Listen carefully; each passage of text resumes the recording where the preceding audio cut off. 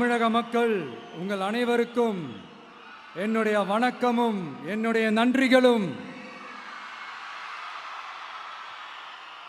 குறிப்பா திருச்சி கிழக்கு தொகுதி மக்கள் உங்கள் அனைவருக்கும் என்னுடைய ஸ்பெஷல் வணக்கமும் ஸ்பெஷல் நன்றிகளும். இதை நான் ஏன் இப்படி சொல்றேன்னா, என்னை இப்போ பெரம்பூர் தொகுதி எம்எல்ஏன்னு தான் சொல்லுவாங்க. பட் ஆனால் அது எலெக்ஷன் கமிஷனோட அந்த சட்ட விதிகளுக்கு மட்டும்தான் அப்படி. ஆனால் என்னை பொறுத்த வரைக்கும், தமிழ்நாட்டை பொறுத்த வரைக்கும், தமிழ்நாட்டுக்கு எப்படி திருச்சி ஒரு இதயம் மாதிரியோ, அந்த மாதிரி என்னோட இதயத்துக்கு திருச்சி கிழக்கு தொகுதி மக்களும் ரொம்ப ரொம்ப ரொம்ப க்ளோஸ் தான்.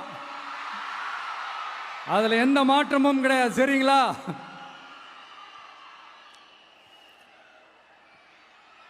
ஆட்சிக்கு சில வாரங்கள் கூட ஆகலை.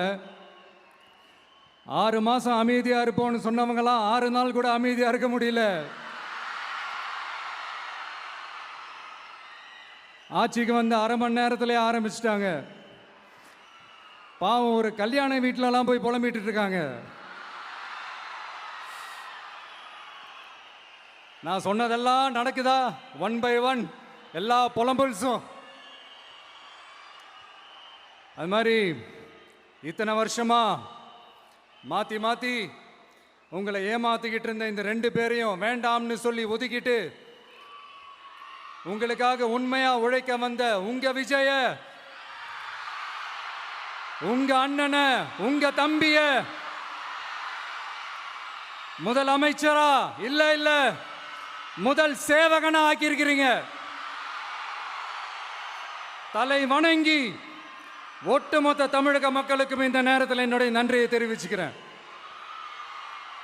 இந்த நேரத்தில் எங்களுக்கு ஆதரவு தெரிவித்த அத்தனை இயக்கங்களுக்கும், அத்தனை இயக்கத்தின் தலைவர்களுக்கும் மீண்டும் என்னுடைய நன்றியை தெரிவிச்சுக்கிறேன்.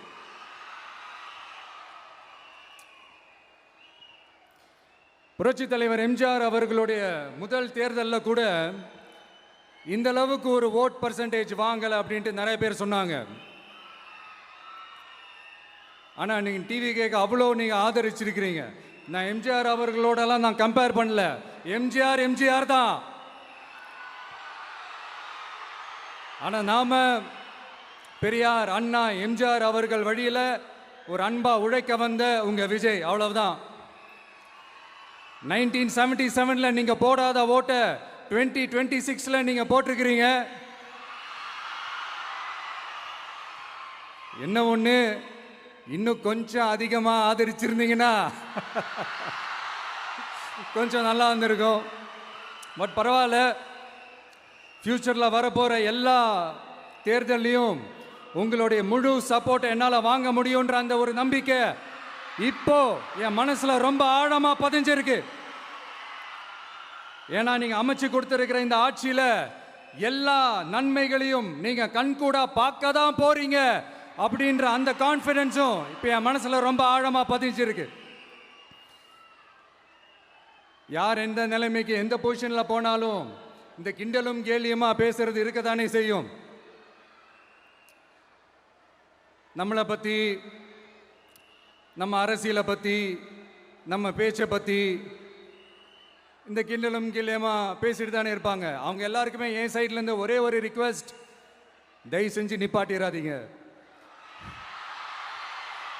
தயவு செஞ்சு கண்டினியூ பண்ணுங்க. நீங்க தான் என்னோட எனர்ஜி ஃபோர்ஸ். நீங்க பேசிக்கிட்டே இருங்க. நான் மக்களுக்கு தேவையான நல்லதை செஞ்சுக்கிட்டே இருப்பேன். அடுத்து இப்போ நம்ம புதுசாக அந்த சூட்லாம் போட்டு வரோம்ல, அதை பற்றி கூட நிறைய பேர், ஏன் நாமெல்லாம் கோட் சூட்லாம் போடக்கூடாதா? அதிகாரம் செய்கிறவங்களும் ஆதிக்க சக்திகளும் மட்டும்தான் கோட் சூட்லாம் போடணுமா என்ன? அப்பெல்லாம் எதுவுமே கிடையாது. நான் என்ன கலராக போட்டு வரேன்? 2 கலர். நம்ம எல்லாரும் மனசு மாதிரியே Black and White. எல்லாத்திலும் Black and White இந்த விஜய் இருப்பான் அப்படின்னு காட்டுறதுக்கு தான் அந்த கலர். அடுத்து அந்த Black கூட யாரை குறிக்கும் எதை குறிக்கும்ன்றது நான் சொல்லி தான் தெரியணும்னு அவசியம் இல்லை, அது உங்களுக்கே நல்லா தெரியும். எல்லாத்துக்கும் இப்படி வழக்கம் சொல்லிக்கிட்டு நசன் பேசுகிற டைப்பும் நம்ம கிடையாது. உங்களுக்கே தெரியும், அதிகபட்சமாக எல்லா மீட்டிங்கிலும் 20 நிமிஷம்குள்ளே தான் நான் பேசியிருக்கிறேன். அதனால் இப்போ மக்கள் என்கிட்ட என்ன சொல்கிறாங்க அப்படின்னா, இந்தாப்பா விஜய், நீ எங்களுக்காக உழைக்கிறதுக்காக வந்திருக்கிற, அந்த வேலையை மட்டும் பாரு, உன்னை பற்றி பேசுகிறவங்கள நாங்கள் பார்த்துக்கிறோம் அப்படின்னு சொல்லிட்டாங்க. சரி, ஆனது ஆச்சு. இப்போ என்ன, உனக்கு எதிரிகளே இல்லையா அப்படின்லாம் கேட்டால் அப்படிலாம் நான் சொல்ல மாட்டேன், அப்படிலாம் நான் நினைக்கவும் மாட்டேன், அப்படி நினைக்கவும் கூடாது. இப்பவும் சொல்கிறேன், அரசியல் ரீதியாக சொல்கிறேன், 2 பேருக்கு நடுவில் தான் போட்டியே. ஒன்று இன்னொன்று, எஸ், ஒன்று டிவிக்கு, இன்னொன்று டிஎம்கே. இதுக்கு நடுவில் வேற யாருக்கும் எந்த வேலையும் கிடையாது. ஏதாவது இருக்குன்னு சொல்றீங்க? எலெக்ஷனுக்கு முன்னாடியும் அவங்களுக்கு ஒரு வேலையும் இல்லை, இப்போ எலெக்ஷனுக்கு அப்புறம் சுத்தம். ஆனால் இந்த திமுகவும் மற்றும் பலரும் ஒன்றா சேர்ந்துக்கிட்டு இந்த விஜயோட ஆட்சி வந்துடக்கூடாதுன்னு சொல்லி ஒரு கூத்து ஒன்று பண்ணாங்களே, அந்த கடைசி 5 நாள், அடாடாடாடாடா, நமக்கெல்லாம் ஓஹோ இப்படியெல்லாம் கூட நடக்குமோ என்ன கூத்துங்கிறீங்க. ஆனால் ஃபியூச்சர் என்னவா இருக்குன்றதை மட்டும் இப்போ நான் சொல்கிறேன். உங்களுக்காக உண்மையாக உழைக்க வந்த இந்த விஜயா, இல்லை இந்த விஜயோட ஆட்சி அமைஞ்சிடக்கூடாதுன்னு தடுக்க நினைச்ச ஸ்டாலின் சாரா, அவ்வளவுதான். இதுக்கு நடுவில் வேற யாரும் எந்த அல்லு சில்லும் உள்ள வந்து நம்மளை தடுக்கிறதோ எதிர்க்கிறதோ ஏதாவது பண்ணாங்கன்னா நிர்வாகம் அதுக்கு பொறுப்பில்லை ராஜா, நிர்வாகம் அதுக்கு பொறுப்பில்லை. ரிசல்ட் என்னவா வரும்ன்றது அது உங்களுக்கே நல்லா தெரியும். நம்மளை ஏளனமா பேசுறதா நினைச்சு அவங்களுக்கு ஆப்பு வச்சுக்கிறாங்க. திமுக நம்மளை தடுக்க, திமுக நம்மளை எதிர்க்க, திமுக நம்மளை அவமானப்படுத்த அத்தனையும் நமக்கு நன்மையே.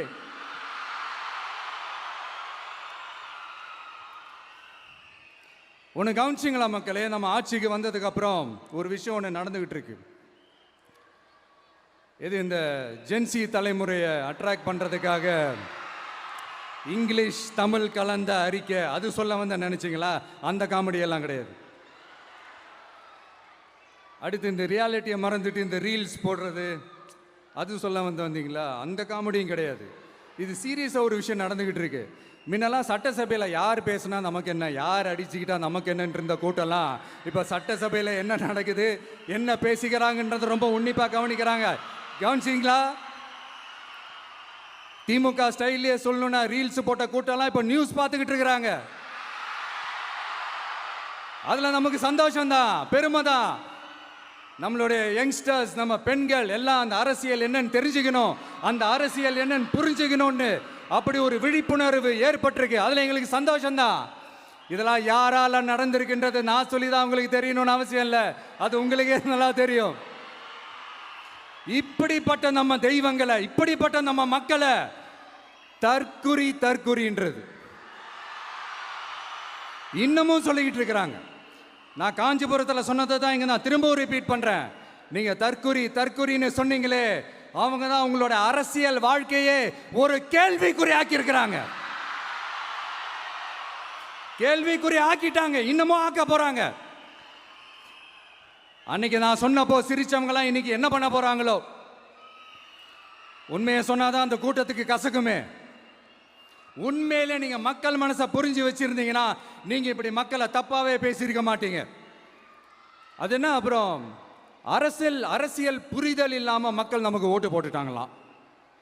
இந்த கவர்ச்சியில மயங்கி மக்கள் நமக்கு ஓட்டு போட்டுட்டாங்களா? நான் என்ன, சரி விடுங்க.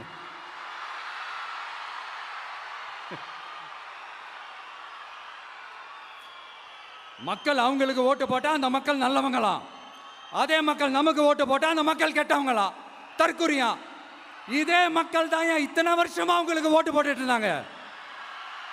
உங்களுக்கு மட்டும் என்ன, வேற ஏதாவது பிளானட்ல இருந்து குதிச்சு ஓட்டு போட்டு போனாங்களா? தற்குறியாமா, தற்குறி நல்லா வருது, வேணான்னு பாக்குறேன். எங்க அண்ணன் விஜயகாந்த் அண்ணன் சொல்ற மாதிரி. அண்ணா அவர்கள் ஆரம்பிச்ச கட்சியை ஒரு அடிமை கூடாரமா ஆக்குனது யாருங்க சார்? இப்படியெல்லாம் ஆக்கிட்டு உண்மையை சொல்லு உடன்பிறப்பேவா. உங்களோட அந்த உண்மையான உடன்பிறப்புக்கெல்லாம் என்ன சொல்றாங்க தெரியுமா சார்? திமுக இப்படி ஆனதுக்கு காரணம், அந்த காரணத்தை வெளியிலலாம் போய் தேடாதீங்க, உங்க குடும்பத்துக்குள்ளேயே கேளுங்கிறாங்க. உங்களுக்காக மாடா உழைச்சி தேஞ்சு போய் கிடக்கிறோம். திமுக இப்படி ஆனதுக்கு காரணம் உழைக்காம சொகுசா இருக்கிற உங்க குடும்பத்துக்குள்ளேயே போய் கேளுங்கிறாங்க. ஒவ்வொரு திமுக தொண்டனும் அதை சொல்றாங்க. அதை புரிஞ்சிக்காம நம்மளையும் நம்ம மக்களையும் தப்பா பேசிக்கிட்டு, நீங்க மக்களை தப்பா பேசுனீங்கன்னா இந்த விஜய் வந்து கேள்வி கேட்பான், சும்மா இருக்க மாட்டான். இந்த விஜயும் தமிழ்நாட்டு மக்களும் வேறு வேறு இல்லை. இந்த விஜய் தான் தமிழ்நாட்டு மக்களோட ஒரு உண்மையான ஒரே பிரதிநிதி. இது இன்னைக்கும் சரி, நாளைக்கும் சரி, நாளன்னைக்கும் சரி, இதுதான் நிஜம். மறுபடியும் சொல்றேன், நமக்கும் மக்களுக்கும் இடையே இருக்கிற இந்த பூர்வ ஜென்ம பந்தத்தை, அந்த உறவை ஏதோ இந்த சதிகள் சூழ்ச்சிகள் பண்ணி யாராலையும் எதுவும் கெடுக்கவே முடியாது. கெடுக்க ட்ரை பண்ணீங்க. நம்ம ஆட்சிக்கெல்லாம் வரதுக்கு முன்னாடி என்ன சதிகள், என்ன சூழ்ச்சிகள், என்னென்னலாம் பண்ணி எப்படியெல்லாம் தடுத்துடலான்னு. ஆனால் இப்போ ஆட்சிக்கு வந்த இந்த சாமானிய மக்கள் ஆட்சியை நீங்கள் இந்த எதிர்கட்சியாக இருக்கும் போது ஒன்று யூஸ் பண்ணுவீங்கள்ல, இந்த பழைய டெக்னிக்கு, அதெல்லாம் யூஸ் பண்ணி நம்மளையும் மக்களையும் பிரிச்சலாம்னு நினச்சிங்கன்னா அது ஒரு காலம் நடக்காது. மக்கள்லாம் ரொம்ப தெளிவாயிட்டாங்க சார், ரொம்ப தெளிவாயிட்டாங்க. அதனால ஒரு ஆக்கப்பூர்வமான ஒரு எதிர்கட்சியாக செயல்பட்டு மக்கள் மனசை வெல்ல பாருங்க. இந்த கடைசி லாஸ்ட் 1 மந்த்தாக நடந்த ஒரு சில விஷயங்கள் உங்ககிட்ட நான் ஷேர் பண்ணணும்னு ஆசைப்படுறேன். இந்த 200 யூனிட் மின்சாரம், கட்டணமில்லா மின்சாரம் அறிவித்தோம். அதில் ஆல்ரெடி இருந்த 100 யூனிட் திமுக கொடுத்தது கிடையாது. மேடம் ஜெயலலிதா மேடம் இருந்தப்போ செஞ்சுட்டு போனது. ஸ்டாலின் சார் பதவி போன அந்த கடுப்பில் அறிக்கையா விட்டு தள்ளிக்கிட்டு இருக்கிறாரு. என்ன பண்ணீங்க உங்களுடைய ஆட்சியில்? மக்கள் பணத்தை, டாஸ்மாக்லேருந்து அடித்த அந்த பணத்தை, ஊழல் செஞ்ச அந்த ஃபைலை க்ளோஸ் பண்ணுறதுக்கு அலையா அலைஞ்சிங்க. ஆனால் இந்த விஜய் மக்களுக்கு தொந்தரவாக இருக்கிற அதே டாஸ்மாக்கை க்ளோஸ் பண்ணா. விவசாயிகளோட அந்த கடனை தள்ளுபடி மேக்சிமம் இந்த 1 மந்த்ல என்ன செய்ய முடியுமோ அதை செஞ்சான். நீங்க தான் அந்த நிதி சம்பந்தமா இருக்கிற எல்லா கேட்டையும் லாக் பண்ணி வச்சுட்டு போயிருக்கிறீங்க. அதை சரி செய்ய வேணாமா? அதை ஒழுங்குபடுத்த வேணாமா? அதனால மறுபடியும் சொல்றேன், இந்த விஜய் பொய் சொல்லி ஏமாத்துறதுக்காகலாம் அரசியலுக்கு வரல. உங்க கூடவே நிக்கிறதுக்காக மட்டும்தான் அரசியலுக்கு வந்திருக்கிறேன். அதுல எந்த மாற்று கருத்துமே கிடையாது. கவலையப்படாதீங்க விவசாய பெருமக்களே. அடுத்து இந்த சட்டம் ஒழுங்கு, அது சரியில்லை இது சரியில்லைன்னு சொல்லி திமுகவும் மற்றும் பலரும் மாறி மாறி கூவுறீங்க. நான் ஒன்று கேட்குறேன், இந்த மாடல் அரசுன்னு சொல்கிறீங்களே, அதில் என்ன செஞ்சு வச்சுட்டு போயிருக்கீங்க? ஒரு ஊர் விடாமல், ஒரு தெரு விடாமல் போதைப் பொருள் கலாச்சாரம் அப்படியே ஸ்ப்ரெட் ஆகி கொட்டி கிடக்குது. அது அப்போவே இனிஷியல் ஸ்டேஜ் அதை நீங்கள் கண்ட்ரோல் பண்ணியிருந்தீங்கன்னா இத்தனை பெண்களை இழக்க வேண்டிய ஒரு சூழ்நிலை ஏற்பட்டிருக்குமா? எல்லாத்தையும் பண்ணிட்டு பழியை தூக்கி ஏன் மேலே போடுறாங்க. நீங்கள் என்ன பழி நம்ம மேலே போட்டாலும் மக்கள் நிம்மதியாக வாழக்கூடிய அந்த செயலை கண்டிப்பாக இந்த விஜய் செஞ்சு தான் காட்டுவான். அதுக்காக தான் எஃபிஷியண்டான போலீஸ் ஆஃபீஸர்ஸ் நான் அப்பாயிண்ட் பண்ணியிருக்கிறேன். எஃபிஷியண்டான அந்த போலீஸ் ஆஃபீஸர்ஸ் டீம் நான் அப்பாயிண்ட் பண்ணியிருக்கிறேன். பெண்கள் பாதுகாப்பான அந்த சிங்கப்பெண் காவல் படை நெக்ஸ்ட் வீக் அதை இனாகரேட் பண்ண போகிறோம். தப்பு செஞ்சவங்களுக்கான தண்டனை, அதுக்கான சார்ஜ் ஷீட் எல்லாமே ரொம்ப ஃபாஸ்ட்டாக ரொம்ப ஸ்பீடாக செய்கிறதுக்கான அந்த வேலையை செய்ய சொல்லியிருக்கிறோம். கோர்ட்டில் கூட தப்பு செஞ்சவங்களுக்கான அந்த கடுமையான தண்டனை வாங்கி கொடுக்கறதுக்கான அந்த வேலையையும் ரொம்ப சீக்கிரமாக செய்ய சொல்லியிருக்கிறோம். அதனால் நீங்கள் என்ன பழி நம்ம மேலே போட்டாலும் உண்மையாக உறுதியாக மக்களுக்கு தேவையான எல்லா விஷயங்களையும் இந்த விஜய் செஞ்சு தான் காட்டுவான். இப்படியெல்லாம் நம்ம சொல்கிறதுனால இவங்க என்ன சொல்லுவாங்க தெரியுமா? அவங்க தான் ஆட்சியிலே இல்லையே, அப்புறம் ஏங்க அவங்கள குறை சொல்றீங்க அப்படின்னு கேட்பாங்க. வேரில் வெந்நியை ஊற்றிட்டு போனவங்கள வெளிச்சம் போட்டு காட்டாமல் பின்ன வேற என்ன சொல்லுவாங்க? இதெல்லாம் மக்கள்கிட்ட நம்ம தெளிவாக எடுத்து சொல்லணும் இல்லையா? அதுக்காக தான் இதெல்லாம் சொல்லிகிட்டு இருக்கிறேன். நம்ம மக்களுக்காக இவ்வளோ வேலை பார்க்குறோம், ஆனால் இவங்க அதையெல்லாம் விட்டுட்டு குதிரை பேரம் பண்ணுறாரு, அது பண்ணுறாரு, இது பண்ணுறாருன்னு சொல்லிட்டு தப்பாக கதையெல்லாம் அடித்து விட்டுக்கிட்டு இந்த தீய சக்தியும் தீந்து போன சக்தியும் அதாங்க திமுகவும் மற்றும் பலரும் ஒன்னா சேர்ந்துக்கிட்டு திருட்டுத்தனமா யாருக்கும் தெரியாம ஒரு ஓரமா மூலையில உட்கார்ந்துட்டு பேரம் பேசி கூட்டு சேர்ந்து ஆட்சி அமைச்சு கொள்ளையடிக்க திட்டம் போட்டாங்க. அது ஏன் தெரியுமா? உங்களோட இந்த டிவிக்கு ஆட்சி அமைஞ்சா அவங்க பொழப்பே போயிடும். அந்த கொள்ளையடிக்கிறது, லஞ்சம், ஊழல் எல்லாமே கத்தம் கத்தம். அதான் இந்த காரணம். அடுத்து ஸ்டாலின் சார், திமுக வந்து இப்போ தீய சக்தி மட்டும் இல்ல, மக்களை விட்டு ரொம்ப தூரமா போன தூர சக்தி, ஓர சக்தி, கோர சக்தி, பார சக்தி. நீங்க எப்போ இந்த தீந்து போன சக்தியோட நீங்க கூட்டு சேர்ந்துக்கிட்டு ஆட்சி அமைக்கணும்னு நினைச்சீங்களோ அப்பவே இந்த திமுக தூர்ந்து போன சக்தியாகவும் ஆயிடுச்சு. நீங்களாம் நம்மளை பத்தி அவதூறு பேசலாமா சார்? இது நியாயமா? மக்களை இவ்வளவு பெரிய மக்கள் சக்தி நம்மளோடு இருக்கும் போது நமக்கு எதுக்கு வேற அரசியல்? எலெக்ஷன்ல 50-60 வருஷமா இருந்த சாதிய உடைச்சிருக்கிறோம், மதத்தை உடைச்சிருக்கிறோம், காசு கொடுத்து ஓட்டு வாங்கறத உடைச்சிருக்கிறோம். நாம எது செஞ்சாலும் கான்ஸ்டிடியூஷன்ல தான் செய்வோம். நாம சிங்கிள் மெஜாரிட்டி வாங்கி இருந்தாலும் நம்மளை நம்பி முறையா கூட்டணியில கட்சியில ஆதரிக்க வர்றவங்களை அரவணைச்சு தான் இருப்போம். நான் இப்பவும் மீண்டும் டிக்ளேர் பண்றேன், டிவிகே ஆட்சி எந்த பாகுபாடும் இல்லாம எல்லாருக்குமான ஒரு ஆட்சியா தான் இருக்கும். அதுல எந்த மாற்றமும் கிடையாது. ஸ்டாலின் சார் மாதிரி ஊசலாட்டம் இருக்கவே இருக்காது. மதச்சார்பற்ற கொள்கையில சமரசமே இல்லை. மாநில உரிமைகளை விட்டு கொடுக்கவே மாட்டோம். நதி நீர் உரிமைகளை விட்டு கொடுக்கவே மாட்டோம். சமூக நீதி, சம நீதிய, சமத்துவ நீதிய ஒரு நாளும் விட்டு கொடுக்கவே மாட்டோம். அதனால திருச்சி கிழக்கு தொகுதி மக்களே, தமிழ்நாட்டில் இருக்கிற 234 தொகுதியும் நம்ம தொகுதி தான். அதுல எந்த கட்சி ஜெயிச்சிருந்தாலும் அது நம்ம தொகுதி தான். பெரம்பூரா இருக்கட்டும், திருச்சி கிழக்கா இருக்கட்டும், எனக்கு 2 கண்கள் மாதிரி. அதுலயும் திருச்சி கிழக்கு என் செல்ல புள்ள மாதிரி.